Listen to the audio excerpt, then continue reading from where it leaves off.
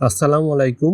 Recently ফেসবুকে একটা অদ্ভুত প্রাণী চোখে পড়ে, সেটা হলো মার্স কিপার, যারা ব্যাঙের মতো পানিতেও থাকে আবার মাটিতেও থাকে। তো দেখার সাথে সাথেই আমার ভালো লেগে যায়, তাই দেরি না করে তখনই অর্ডার করে ফেলি।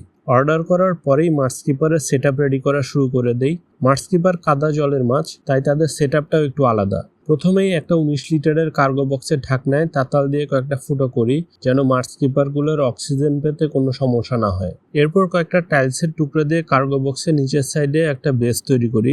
বেস বানানোর পর মাটি, বালি আর পানি মিক্স করে কাদার মতো বানাই, যদিও আমার কাছে থাকা মাটিগুলো দিয়ে ভালো কাদা হয় না। এরপর কাদাগুলো দিয়ে বক্সের 70% জায়গায় ল্যান্ড সেকশন বানাই আর বাকি 30% জায়গা পানির জন্য রাখি। পানি ঢালার পর কাদাগুলো যাতে পুরো বক্সে ছড়িয়ে না পড়ে, তাই কাদা মাটির কিনারে একটা সিমেন্টের লেয়ার দেই। পরের দিন সিমেন্ট শক্ত হওয়ার পর বক্সে পানি ঢেলে দেই। প্রায় 4-5 দিন অপেক্ষার পর অবশেষে মার্স কিপার ডেলিভারি পাই। একটা চকলেটের কন্টেনারের ভিতর পলিথিনে পানি দেওয়া অবস্থায় ছিল।